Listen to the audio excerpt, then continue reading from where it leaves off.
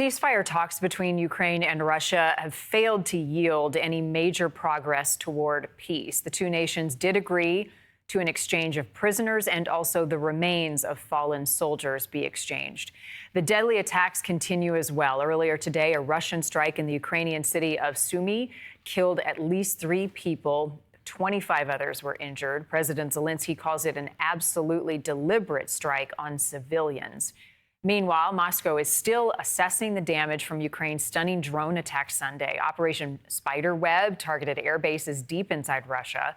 According to Ukraine, about a third of Russia's sophisticated bomber planes were destroyed. The escalating attacks in recent days is also motivating action in Washington. Senators from both parties urging President Trump to sign off on new Russian sanctions in an effort to force Putin to the negotiating table. Andrij Dobriansky is Director of Communications and Media for the Ukrainian Congress Committee of American.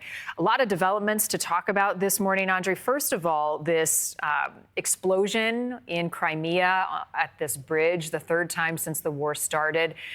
Remind folks of the significance of that region and this most recent strike. Well, as we all know, Russia in 2014, after Ukraine had a popular revolution, they sent their soldiers out from the military base they had in Crimea, and they took over Ukrainian military bases. They killed Ukrainian service people, and they've been looting that entire peninsula for the last over 10 years, including ethnic cleansing of the indigenous people.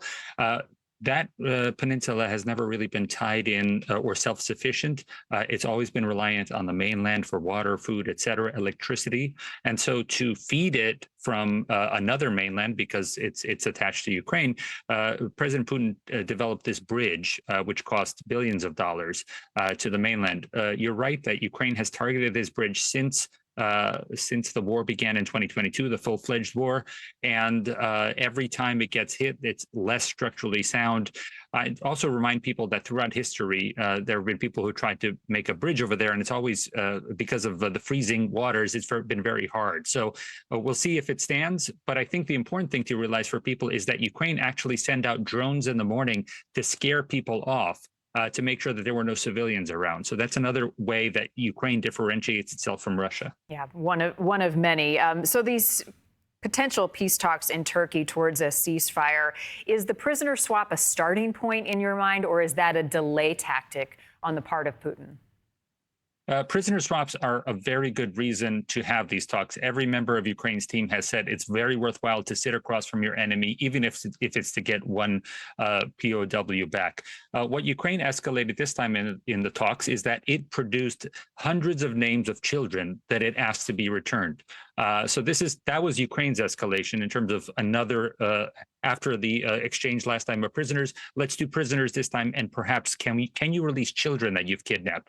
Russia's escalation has been including that Ukraine leave all of its territory, has no army, dismantle all of its weapons. So it's very clear that Russia is not being serious, including Dmitry Medvedev, the former president, stating today that this is all a ruse. Russia does not want to have peace. He said this online. He said that Russia doesn't want peace, and this is just another step towards us eliminating Ukraine. If Russia doesn't want peace, then do further sanctions, which a number of U.S. senators are calling for Trump to push through, make a difference? Oh, yeah, but it can't be just sanctions. That's the thing. It has to be a full court press here.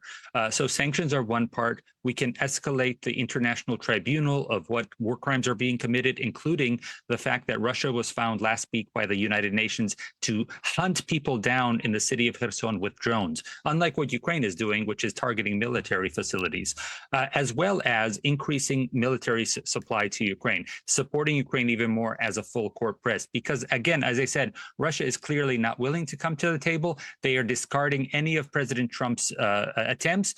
And we are also very puzzled by why President Trump hasn't responded in the last couple of days to the events in Ukraine. I'd say one thing that's helping is the fact that Ukraine is keeping the lines of communication open. Today, the chief of staff of President Zelensky and the economic minister arrived in Washington. So hopefully those discussions can move the sanctions voting up ahead, which is what we all want to see as soon as possible. Agreed. All right, Andrij, thank you as always.